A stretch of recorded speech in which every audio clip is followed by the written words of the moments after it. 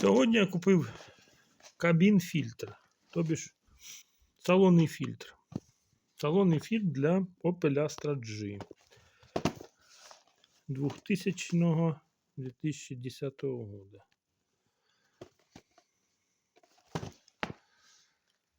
К1014.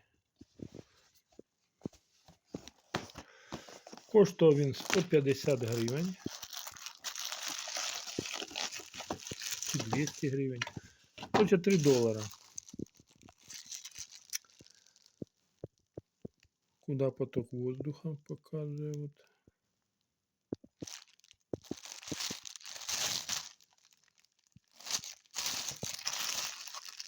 Вот такие фильтрики.